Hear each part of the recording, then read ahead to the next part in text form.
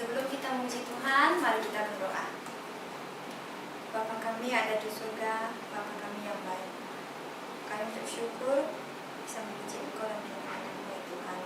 Kiranya Engkau memimpin kami ya Tuhan, dari awal sampai akhirnya. Jadikanlah kami ya Tuhan, anak-anak yang taat dan patuh kepada-Mu. Dan ampunilah segala dosa dan pelanggaran kami ya Tuhan. Hanya dalam nama Tuhan Yesus kami sudah berdoa. Amin. Mari kita memuji Tuhan. Sekarang kita buka pujian nomor 170. Ada kuasa dalam darahnya.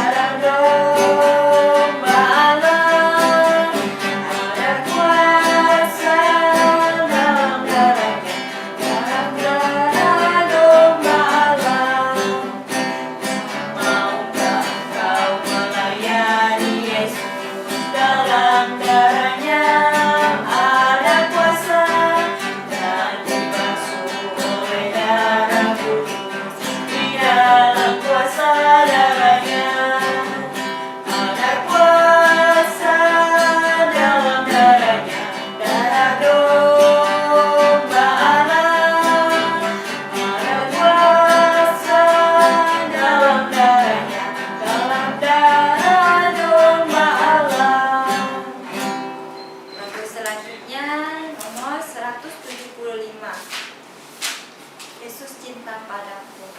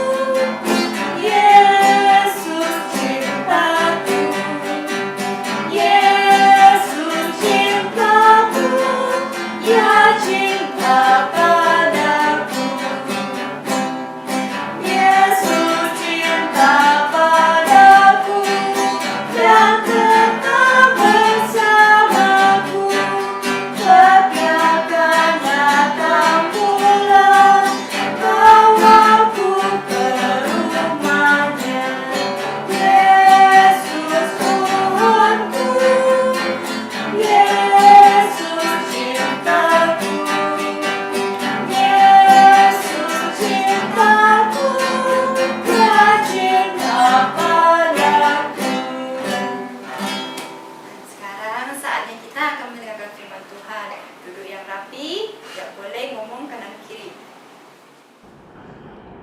Halo anak-anak, jumpa lagi dengan Lause Mung En.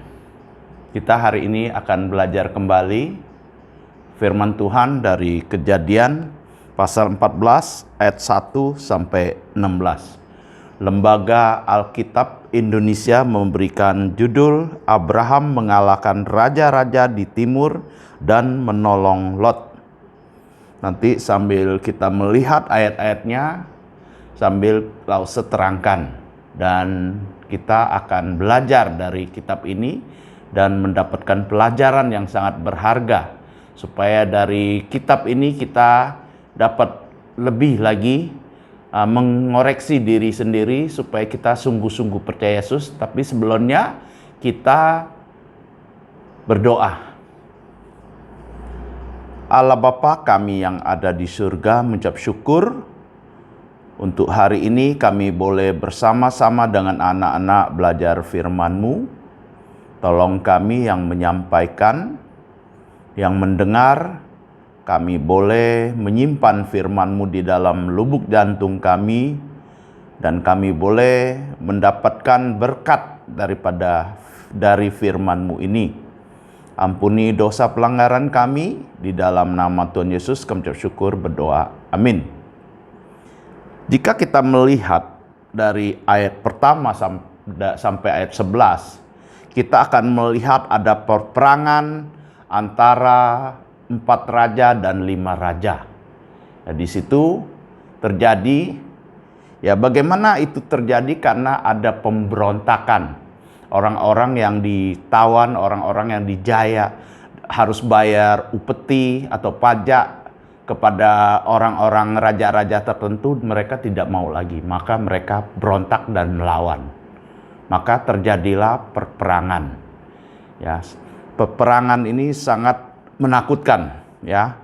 Dia akan membunuh, bahkan menaklukkan lawannya, dan membawa tawanan-tawanan, baik itu laki-laki, perempuan, anak-anak, semua akan dibawa kalau yang masih hidup. Ya, tapi yang melawan akan dibunuh. Yaitu terjadi di ayat 1 sampai 11. Kita melihat kalau di ayat pertama dikatakan pada zaman Ararhel, Raja Sinel, Arios, Raja Alasar, Kedor Laomer, Raja Eram, dan Tider, Raja Goim, terjadilah bahwa raja-raja itu berperang melawan Bera, Raja Sodom, Bisya, Raja Gomora, Silna, Raja Atma, Shemember, Raja Jeboim, dan Raja negeri Bela, yaitu negeri Joar. Ya, ayat ketiga, raja-raja yang disebut terakhir ini semuanya bersekutu dan datang ke lembah Sidim, yaitu laut asing. Ya, di sini kalau ayat 4 mengatakan dia sudah ditawan selama 14 tahun. Ya, sudah takluk. Ya, 14 tahun dibawa, datanglah raja-raja bersama dengan dia, lalu mereka mengalahkan mereka. Ya, di sini kita melihat pada saat mengalahkan mereka, ya di sini ada seorang, yaitu ponakan Abram, yaitu Lot. Di situ tinggal di antara mereka, mereka juga ikut tertawan.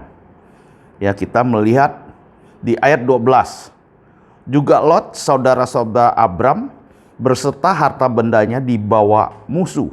Lalu mereka pergi sebab Lot itu diam di Sodom. Ya, di situ dia ditawan bersama dengan keluarganya. Tetapi ayat 13 katakan, kemudian datanglah seorang pelarian dan menceritakan hal itu kepada Abram, orang Ibrani itu, yang tinggal dekat pohon-pohon Tarbantin, kepunyaan Mamre, orang Amori itu, saudara Ekol dan Aner, itu teman-teman sekutu Abraham. Ya, Abraham dapat kabar dari seseorang yang mengabarkan bahwa keponakannya Lot ditawan. Apa yang menjadi tindakan Abraham? Di ayat 14, ketika Abraham mendengar bahwa anak saudara-saudaranya tertawan, maka dikerahkannya orang-orang yang terlatih, yaitu mereka yang lahir di rumahnya 318 orang banyaknya, lalu mengejar musuh-musuhnya sampai ke Dan. Bayangkan 318 orang melawan beberapa raja.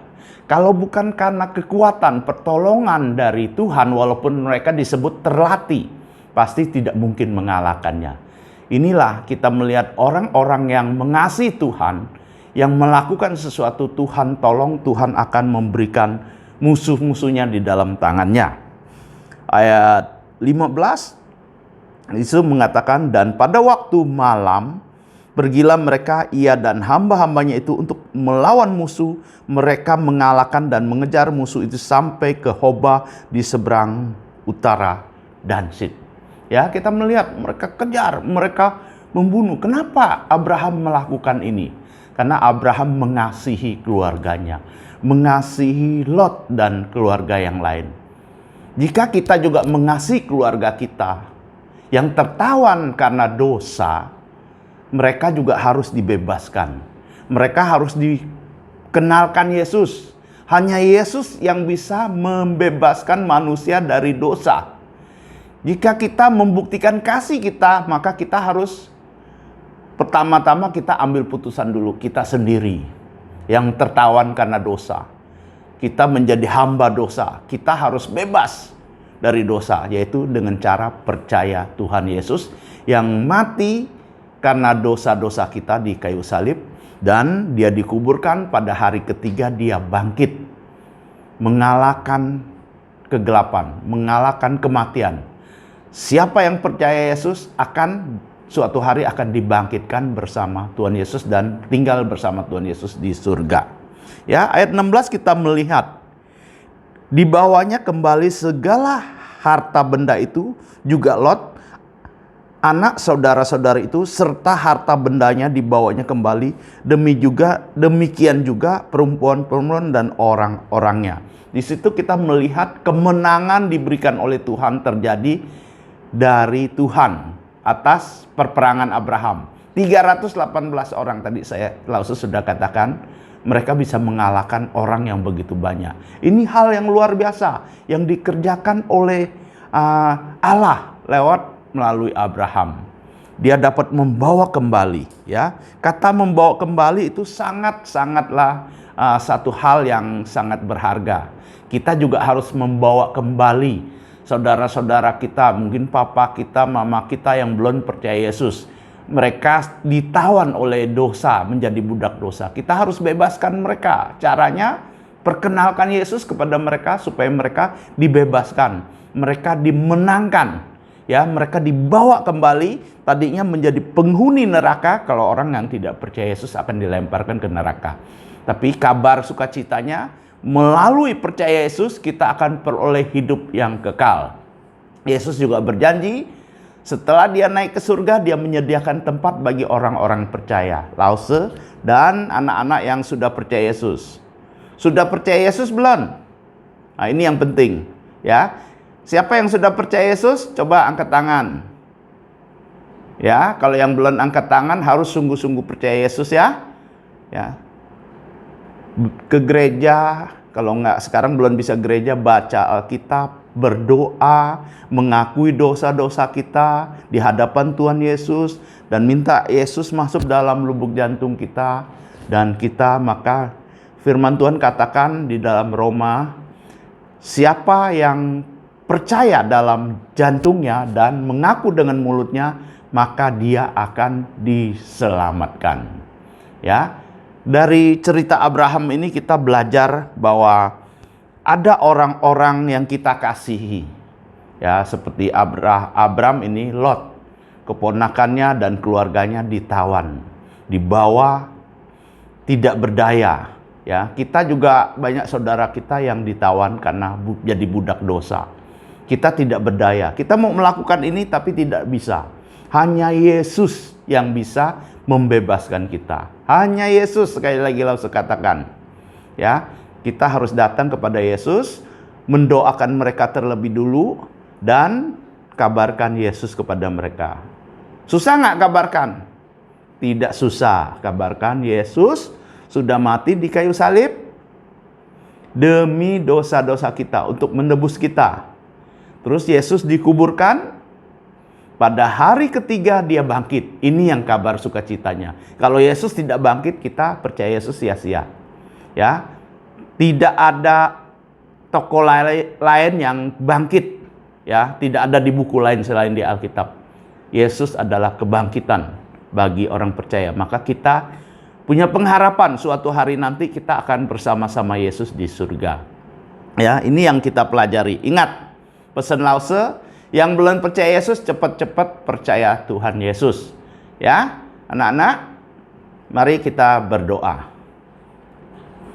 Allah Bapa kami yang ada di surga, mengucap syukur untuk firman-Mu, mengingatkan kami untuk mengintrospeksi diri sendiri. Apakah kami orang yang sudah percaya Yesus? Maka kami disebut orang yang percaya Yesus, kami punya kasih yang dari Bapa. Maka kami mengasihi keluarga kami, papa, mama kami, Cece, koko kami, saudara-saudara kami yang lain, teman-teman kami, tetangga kami, yang hidup dalam dosa, yang menjadi budak dosa. Hanya Yesus yang dapat membebaskan mereka, maka dengan itu kami boleh memperkenalkan Yesus kepada mereka, dan mereka percaya Yesus, maka mereka dimerdekakan. Mereka diangkat menjadi anak-anak Allah, dan suatu hari nanti berjumpa Yesus di surga. Terima kasih, di dalam nama Tuhan Yesus kami bersyukur berdoa. Amin.